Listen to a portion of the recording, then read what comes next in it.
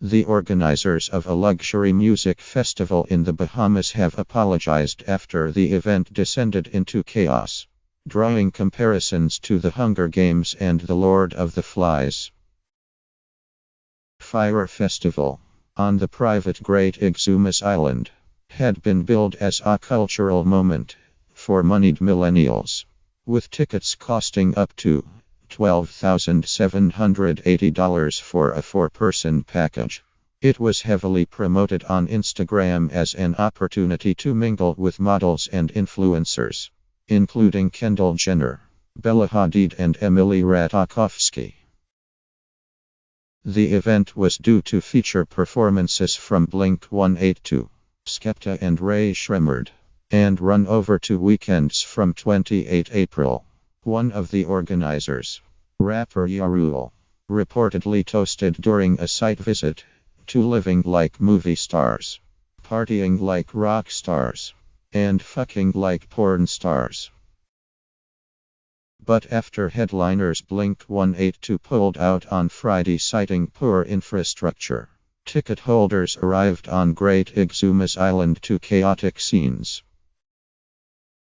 Posts to social media drew comparisons to a refugee camp, with disaster relief tents being used as cabanas in expanses of mud, mountains of rubbish, and low-quality sandwiches. Patrons were left stranded on the island, with hashtag Fyre Festival trending on Twitter as they begged to be evacuated, and others delighted in schadenfreude. In a statement, organizers cited circumstances out of our control, their inability to prepare the physical infrastructure, the event in the largely undeveloped private island. They were working to arrange charter flights to Miami. People already on Exumas while inbound flights had been cancelled. The Bahamas Ministry of Tourism released a statement on Twitter, expressing disappointment that hundreds of visitors to Exuma were met with total disorganization and chaos.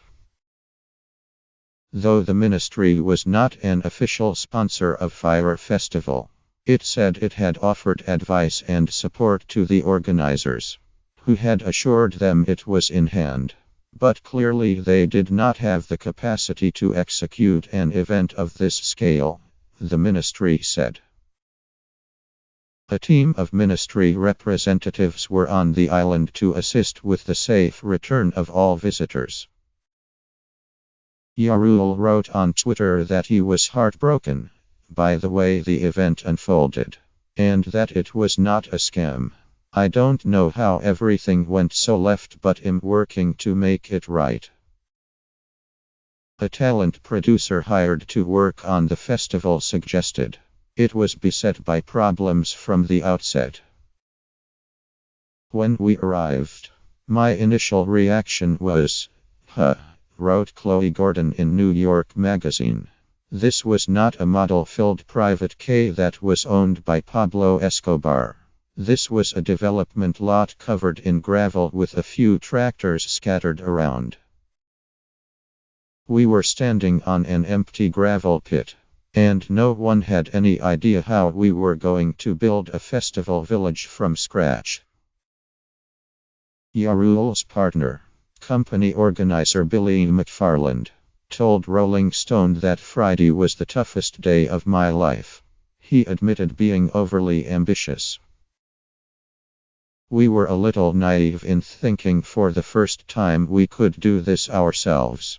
Next year, we will definitely start earlier. There would be another event, held in the US in May, free for ticket holders, that would keep the theme of being on water and beach, and be not just music, but all forms of entertainment. He clarified that we will not try to do it ourselves.